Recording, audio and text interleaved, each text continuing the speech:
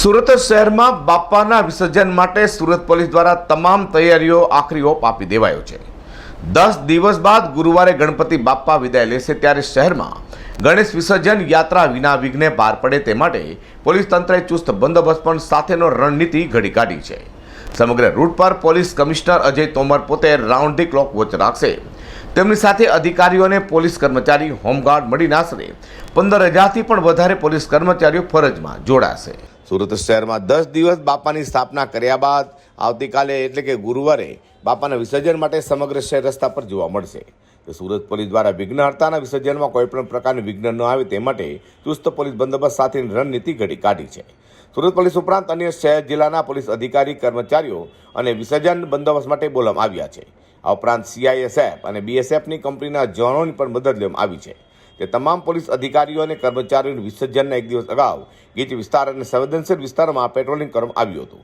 આ વર્ષે સુરતમાં 80,000થી વધુ બાપ્પાની પ્રતિમાઓનું આવતીકાલે કે ગુરુવારે કૃત્રિમ તળાવ અને દરિયા ખાતે વિસર્જન થવા જઈ રહ્યું છે।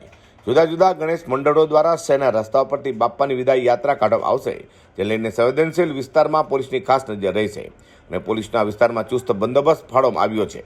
ત્યારે આવા વિસ્તારોમાં બંદોબસ્તમાં ફેરવાયેલી પોલીસના વિસર્જનને એક દિવસ પહેલા રિહર્સલ કરવામાં આવ્યું હતું।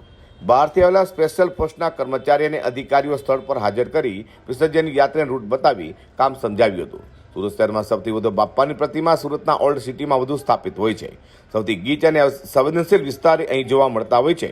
તો સુરતમાં ગણેશ વિસર્જનનો બંદોબસ્તમાં પોલીસ કમિશનરે 2 સંયુક્ત police commissioner, 2 additional police commissioner, 16 DCP, 35 SAP, 106 PI, 205 PSI, 4,214 police કર્મચારીઓ, 5,533 હોમગાર્ડ, 12 કંપની SRPની, 2 કંપની CRF અને ફ્રેન્ડ્સ ઓફ પોલીસના 3500 લોકો જોડાશે। ત્યારે શહેરના તમામ માર્ગો પર મેટ્રોના બેરિકેડના કારણે ઓલરેડી એટલા સાંકડા વરસાદને કારણે ખરાબ થઈ ચૂક્યા છે। એટલે જો પોલીસ દ્વારા ગણેશ રૂટનું માઇક્રો પ્લાનિંગ અને રિહર્સલ ન કરાય તો અફડાતફડી સર્જાવાની પૂરી શક્યતા રહેલી છે।